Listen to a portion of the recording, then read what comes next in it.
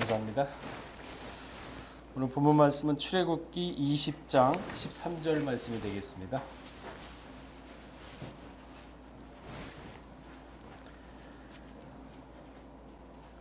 (20장 13절) 말씀, 살인하지 말지니라. 이는 하나님의 말씀이니라. 아멘. 제목은요, 제6계명 살인하지 말지니라. 제6계명 살인하지 말지니라 라는 제목으로 이 아침 시간에 말씀을 잠시 상고하도록 하겠습니다. 10계명 중에 6번째 계명이 살인하지 말지니라입니다. 우리가 다 아시다시피 첫 번째 계명부터 네 번째 계명까지는 하나님과 인간과의 관계를 나타내는 계명이고, 다섯 번째부터 열 번째까지는 사람과 사람과의 관계에 있어서 어떻게 해야 될 것인가를 알려주는 계명입니다. 오늘 이 여섯 번째 계명도 바로 이웃 간의 관계를 아주 깊이 다루고 있습니다. 살인하지 말지니라, 이 여섯 번째 계명에 담긴 근본 정신은요, 모든 생명을, 그러니까 사람뿐만 아니라 모든 생명을 존귀하게 여기라, 그 의미가 내포되어 있는 것입니다. 참 오늘날은 생명을 경시하고 아주 무가치한 것으로 여기는, 그래서 쉽게 사람을 죽이고 살인을 하고 그리고 스스로 목숨을 끊는 자살, 이러한 일들이 매 분초마다 일어나는 것이 사실입니다. 참으로 우리는 살인과 살육 가득한 극악한 세상을 우리는 살아가고 있습니다. 살인하지 말라는 계명은요, 생명의 뜻과 그 가치를 알아야만 엄숙히 지킬 수가 있는 것입니다. 그렇다면 생명이란 무엇을 말하는 것일까요? 생명, 막연하게 그냥 생명, 사람이 살아있는 거지 이렇게 생각하실 텐데, 생명이란 무엇이냐? 생명은 생물에게만 있는 속성으로서 생물 자체를 살아있게 하는 힘이라는 것입니다. 생물 자체를 살아있게 하는 힘.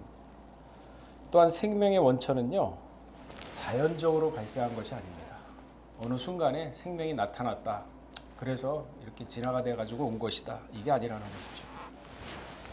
하나님부터 온 것이라고 창세기 1장 20절에서 31절에는 기록하고 있습니다. 그래서 시편 42편 8절에는요, 생명의 하나님이라고 이렇게 일컫고 있습니다. 디모데전서 6장 13절에서는요, 만물을 살게 하시는 하나님, 만물이 사는 것도요, 자기 스스로 사는 게 아니라 하나님이 살게 하니까 사는 거지, 하나님이 살게 하지 않으면 살 수가 없죠. 이처럼 생명을 주관하시는 하나님은요, 참새 한 마리라도 허락이 없으면 땅에 떨어지지 않는다고 마태복음 10장 29절에는 말씀하고 있습니다. 성경에서 생명을 가리키는 대표적인 히브리어 단어가 두 가지가 있는데, 첫 번째가 하이라는 단어와 두 번째가 네페쉬라는 단어가 있습니다. 하이는 무슨 뜻이냐? 우리가 일반적으로 육신의 생명을 말할 때 인생의 삶을 가리키는 단어입니다. 또한 네페쉬는 영혼, 생명, 숨쉬는 존재를 나타내고 있습니다.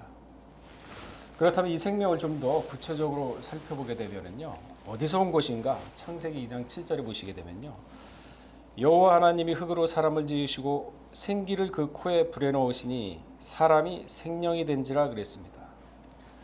흙으로 사람을 지으시고 그 코에 생기를 불어넣으니 사람이 생명이 됐다 그랬습니다. 육신은 흙으로 지어지고 그 지어진 흙 속에 생기를 불어넣어서 자유의지를 가진 하나의 생명체가 탄생한 것입니다. 그러니까 하나님의 숨결이 사람의 영혼인 것이죠. 그래서 전도서 3장 21절에 보게 되면 뭐라고 얘기하고 있습니까? 인생의 혼은 위로 올라가고 짐승의 혼은 아래 곧 땅으로 내려가는 줄 누가 알냐? 오병이어 기적을 보게 되면요, 수만 명을 먹이고 나서 12강주리가 남았다 그랬거든요. 근데 그 하나님은 버리지 말라 그랬습니다. 하나님의 말씀으로 한 것은요, 하나님은 하나도 손해를 안 보십니다. 심지어 우리가 보이는 떡덩어리와 고기도 그렇게 하나님이 아끼고 말씀으로 축복을 했기 때문에 아끼고 그러시는데, 하나님의 숨결을 그냥 내팽개치겠습니까? 그래서 사람의 죽게 되면은 그 육신은 땅에 들어가서 썩지만은 그 혼은요 위로 올라간다고 전도서 3장 21절은 얘기하고 있는 것입니다. 근데 짐승의 혼은요 사람의 그러니까 하나님의 숨결이 아니기 때문에 그 혼은 땅으로 꺼집니다. 그러니까 우리 그걸 잘 아셔야 돼요. 요즘 뭐 애완동물 많이 키우는데 전자 모르는 사람은 죽으면은 뭐 천국에 가라 그러면서 장례식도 아주 거창하게 치러주는 것 같은 돈도 아주 많이 들어간다면서요. 그 혼은요 땅으로 내려간다고 했습니다. 우리는 믿는 사람은요 이 세상을 살아갈 때 성경을 중심으로 세상을 바라봐야 됩니다. 내 경험, 내 가치관으로 보는 게 아니라 성경 사상으로 세상을 봤을 때 세상이 올바로 보이고 세상의 통찰력을 가질 수가 있는 것이죠.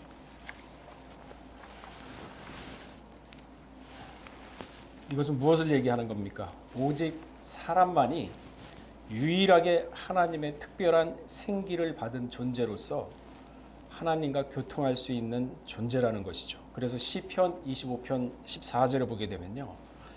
하나님의 친밀함이 경외하는 자에게 있으며 그 언약을 저희에게 보이시리라 그랬습니다.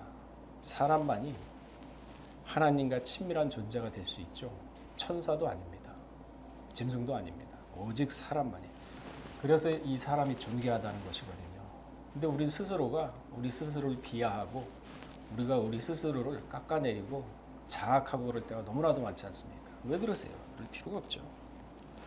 잠언서 20장 27절에도 보게 되면요. 사람의 영혼은 여호와의 등불이라고 했습니다. 사람의 영혼은 여호와의 등불이라 사람의 깊은 속을 살피느니라 이랬습니다. 이처럼 생명의 가치는요.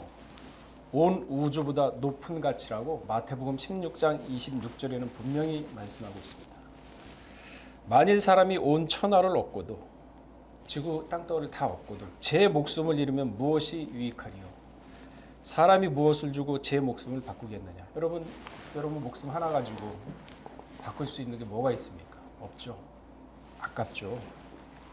이처럼 천하 우주보다도 귀한 게 사람의 목숨인 것입니다. 그러니까 우리가 살아갈 때 우리 스스로가 내 자신을 갖다가 존귀하게 여기지 않으면은요, 딴 사람도 내 자신을 존귀하게 안 여깁니다. 그렇다고 교만하고 자랑하라는 얘기가 아니거든요. 비관하지 말고 자학하지 말고 하나님이 유일하게 전 우주에서 나라는 존재 한 사람을 택했다는 그러한 확신과 자부심, 그러한 신앙이 사람의 자존감을 높이고 사람의 자신감을 갖다가 세워주는 거거든요. 근데 스스로가 내가 뭐 어떻게, 내가 뭐 이래서 왜 그렇게 생각하세요? 그 사람의 장점이 있고 그 사람의 단점이 내가 장점이 될 수가 있는 거거든요. 그럼 보이는 현상으로 자신을 갖다 판단할 필요가 없어요. 오직 하나님이 나를 선택했다는 하나의 믿음만 있고 확신만 있다면 이 세상 살아가는데 무슨 자신감이 없겠습니까? 그런 것이 없으니까 세상 사람들은 자살하는 거 아닙니까? 그건 우리하고 상관없어요. 이 생명이 얼마나 소중하고 얼마나 존귀한지 예를 들어서 소가 사람을 받아가지고 그 사람을 죽였다고 하면은 그 소 자체도 먹지 말라고 출애굽기 21장 28절입니다. 이게 하나님의 사상이에요. 사람의 생명을 이렇게 귀하게 여기고 있어요. 이처럼 사람을 죽이고 살리는 권세는 오직 하나님에게만 있습니다. 사람에게 있지 않아요. 그런데 만일 사람이 함부로 딴 사람의 생명을 해하고 스스로 자살을 한다는 것은요, 그거는 바로 하나님의 권위에 도전하는 행위입니다.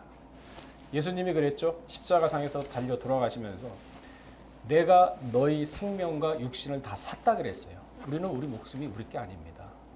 근데 그거를 갖다가 내 목숨이라고 마음대로 사람을 죽이고 마음대로 자살한다. 그 자체는요, 하나님의 권위에 도전한다는 거. 그러니까 죄를 안 받겠습니까? 이러한 사상이 없기 때문에 쉽게 남을 정죄하고 비난하고 미워하고 요한일서 3장 15절에 보면 미워하는 것은 살인죄라 그랬거든요. 이러한 생명 존귀 사상이 없기 때문에 쉽게 이런 일들을 벌이는 겁니다. 그런데도 불구하고 그게 죄인지를 몰라요. 요한일서 3장 15절에 보게 되면요, 그 형제를 미워하는 자마다 살인하는 자라 그랬습니다. 살인하는 자마다 영생이 그 속에 거하지 아니하는 것을 너희가 아는 바라. 그 나라 못 간다는 얘기죠. 영생이 없다는 얘기예요.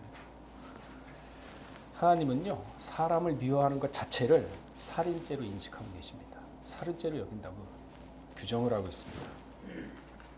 근데 오늘날 현대사회를 보세요. 참으로 이 사람의 생명을 갖다 너무 경시하고 너무 무가치하게 여기는 경우가 너무나도 많아요. 시기, 질투, 경멸, 이러한 생명 경시를 풍조하는 세상이 왕이 지배한다고 요한복음 14장 30절을 말씀하고 있지 않습니까? 예수님은 벌써 이러한 세상이 올 거라고 예수님 당시에 요한복음 14장 30절에 뭐라고 말씀하셨습니까? 이후에는 내가 너희와 말을 많이 하지 아니하리니 말해봤자 소용도 없답니다. 이해를 못하는데 이 세상 임금이 오겠습니다. 그러나 저는 내게 관계할 것이 없으니 관계할 것이 없답니다. 여러분, 세상에 살아가면서 세상에 동화되고서 좌우로 치우치고 살아가는 사람은요, 이 세상의 움직임에 따라 마음이 딱 끌려가는 사람입니다. 그러나 관계할 것이 없다는 얘기는 세상은 세상대로 가고 나는 오직 하나님 말씀대로 간다는 확고한 신념이 있는 사람은 바로 땅에 거하는 자가 하늘에 거하는 자죠. 오늘 6번째 계명, 살인하지 말라는 명령은요, 단순히 육신의 살인만을 지칭하는 것이 아닙니다. 물론 손으로 사람을 죽이는, 생명을 죽이는 것도 당연히 살인죄지만 이 손으로 하지 않는 행위에도 수많은 방법으로 우리는 살인을 하고 있습니다. 근데 그것을 우리는 너무나도 모르고 습관적으로 그냥 지나갈 때가 많죠. 미워하는 마음, 살기를 품은 마음, 이미 살인죄라고 아까 말씀드렸듯이 요한일서 3장 15절에 말씀드렸는데, 혀로 죽이는 살인죄도 있습니다. 혀로. 유대인들은 거짓 증인으로 예수님을 죽였다고 마태복음 26장 59절에서 62절에는 말씀하고 있습니다. 그래서 야고보 3장 8절에서는요, 혀를 조심하라 그랬죠. 혀는 능히 길들일 사람이 없으니 쉬지 아니하는 악이요 죽이는 독이 가득한 것이라 그랬습니다. 혀로 죽이는 살인죄 있습니다. 글로써 사람을 죽이는 살인죄도 있습니다. 사무엘하 11장 14절에서 17절을 보게 되면요, 다윗이 요압에게 편지를 써서 우리아를 죽였죠. 글로 사람을 죽이는 것도 살인죄입니다. 또한 음모로써 죽이는 것도 살인죄라고 사무엘상 18장 17절에는 말씀하고 있습니다. 사울왕이 다윗을 블레셋 사람들의 손에 죽게 하기 위해서 음모를 꾸몄죠. 그 음모 자체도 살인죄입니다. 이 외에도 권세로서, 또한 무정함으로써, 냉정한 거 있죠. 정이 없는 거. 무정함으로써, 태아를 낙태시킴으로써 죽이는 살인, 그리고 자신의 생명을 스스로 끊어버리는 자살. 자살도 살인죄거든요. 그러니까 우리는 우리 생명이 우리 게 아니라고, 분명히 하나님이 우리 생명을 샀다 그랬으니까 하나님의 말씀 안에서, 하나님의 은혜 안에서, 하나님의 영 안에서 우리는 산다는 확고한 신념을 가지셔야 돼요. 그러한 사상이 머릿속에 있어야 됩니다. 그래야 살인죄를 안 저지르거든요. 모든 걸 내 것이다, 내 경험이다, 내 마음대로 갈 수 있다, 이러한 것이 죄를 짓는 근간이 되는 겁니다. 생각이 바뀌어야 돼요. 사실 누구나 자신의 목숨을 천하게 여기는 사람은 없습니다. 내 목숨이 소중하면요, 남의 목숨도 소중한 것이거든요. 그러니까 이웃 생명을 나의 생명처럼 귀중하게 여길 뿐 아니라 이웃이 어려움에 처했을 때 관심을 가지고, 물질적으로 도와주지 못해도 따뜻한 말 한마디. 여러분, 진짜 사람이 힘들고 어렵고 자살 직전에 갔을 때 누군가의 따뜻한 말 한마디가 수천억만 것보다 더 용기를 줄 때가 있습니다. 그러니까 우리가 그리스도인이라면 어디를 가서나 그리스도의 향기를 품어야 될 텐데, 누구에게나 말을 할 때도 용기를 주고 위안을 주고 그리고 신앙을 북돋아주는 말을 해야 될 텐데, 그렇지 않은 경우가 많죠. 내가 그럴 줄 알았어. 너 하는 거 보니까 무슨 죄가 많구만. 뭐 시험 들었니? 뭐 이렇게 하면서 남을 갖다가 마음을 휴급하지 않습니까? 가뜩이나 힘들고 어려운데 그런 말을 들었을 때 그 사람은 어떻겠습니까? 그러니까 이 말 한마디로 사람의 영혼을 살리고 말 한마디로 영혼을 죽이는 거거든요. 그래서 말 한마디로 천냥빚을 갚는다 그랬죠. 그러니까 예전도 그랬죠. 무슨 무익한 말을 하든지 그대로 심판한다. 잠언서 21장 13절을 보게 되면, 귀를 막아 가난한 자의 부르짖는 소리를 듣지 아니하면은 자기의 부르짖을 때도 들을 자가 없느니라. 행한 대로 갚는 거예요, 하나님. 살인하지 않기 위해서는 남을 내 자신보다 더 낮게 여기는 그러한 마음에 근본을 가질 때 지킬 수가 있는 것입니다. 가식적으로, 인위적으로, 의식적으로 하는 행위가 아니라 진심으로 그 영혼이 불쌍하고 안타까울 때 나오는 그 진심에 우러나는 말 한마디. 사람은 영물이기 때문에 가식인지 의식인지 진실인지 알 수 있거든요. 그러한 삶을 살아갈 때 남의 영혼을 구원하고 하나님 앞으로 인도하는, 그게 바로 전도거든요. 전도를 할 때마다 우리가 죄가 사해지지 않습니까? 그래서 잠언서 4장 23절에는 무릇 지킬 만한 것보다 내 마음을 지키라 그랬습니다. 항상 마음을 희노애락에 휩쓸리지 않게 하세요. 기분이 좋았다가 그 기분에 휩쓸리게 돼버리면은 사람이 굉장히 이성적인 판단을 못하게 됩니다. 너무 또 슬프다고 침울하게 빠지면은 거기에 함몰되면은요 못 빠져나와요. 그러면 또 이성적으로 판단을 못합니다. 세상. 화가 날 때도 화를 다스리지 못하면은 심지어는 감정의 동물이라고 주먹부터 나가요. 만일 그렇게 실수를 하고 주먹이 안 나가도 말로써 순간적으로 그 사람의 자존심이며 마음을 후벼 패지 않습니까? 그때 갈등의 골은요 시간이 지나도 회복하기 힘듭니다. 마음을 다스리지 못하니까 희노애락에 휩쓸려가지고 모든 관계를 다 엉망으로 만들지 않습니까? 그럴 필요 없어요. 그래서 듣기는 속히 하고 말하기는 더디하라는 얘기가 무슨 얘기냐? 들었을 때 내가 자존심을 상하는 말을 들었을 때도 참을인자 3번이라 그랬지 않습니까? 참고 참고 참고 하면서 다시 한번 감정을 억누르면서 상대방을 이해하려고 노력하고, 그러면서 그 이해했을 때 다음에 만나면은 부드러운 말로 얘기했을 때 그 사람이 나를 인정을 하고 내 편이 될 수가 있어요. 그렇게 해서 화합하고 선을 만들어 나가는 게 우리 그리스도인의 자세고 또한 신앙의 기본 바탕이 아니겠습니까? 신앙은요 성경을 많이 한다고 해가지고 그런 관념이 아닙니다. 신앙은요 곧 생활입니다. 오늘 하루도 우리가 신앙으로 다시 한번 점검하고, 살인하지 말라는 말씀을 오늘 들었으니까 그 말을 또 곰곰이 생각을 하시면서 오늘 하루 누구를 만나든지 먼저 따뜻하게 이 마음을 먼저 열고 대하면요 살인자도 바꿀 수가 있습니다. 마음을. 그게 바로 신앙의 힘이거든요. 그러니까 오늘 하루도 내 마음을 다스리고 만나는 모든 사람마다 그리스도의 향기를 품는다는, 그리하여 그 사람에게 은혜를 끼친다는 그러한 하루의 마음가짐으로 살아갈 때 하루가 달라지고 하루가 보람있고, 저녁에 오늘 하루를 돌아봤을 때 자기도 모르게 하나님께 마음속에서 감사가 우러나는 그러한 하루가 되시기를 주의 이름 축원하겠습니다. 같이 기도하시겠습니다. 살아계신 하나님 아버지, 참으로 이 세상을 돌아보게 되면 너무나도 악하고 너무나도 무정하고 너무나도 포악한 세상을 저희는 살고 있습니다. 그러나 우리는 이미 이러한 세상이 올 것을 2000년 전 예수님이 알려주셨기 때문에 대비할 수가 있고 방법을 찾을 수가 있고 은혜로서 이겨낼 수 있다는 사실, 그러한 확신을 다시 한번 우리 마음 가운데 허락하여 주시옵시고, 그 확신을 가지고 살아갈 때 좌우로 치우치지 않고 선으로서 악을 이김으로 말미암아 하나님으로부터 잘했다 칭찬받는, 그리하여 생명책에 기록되는 우리 남성교 회원들 모두가 될 수 있도록 은혜를 더하여 주시옵소서. 오늘 하루도 주의 시간입니다. 함께해 주실 것을 믿고 감사드리면서 예수 그리스도 받들어 감사하며 기도 올렸사옵나이다. 아멘.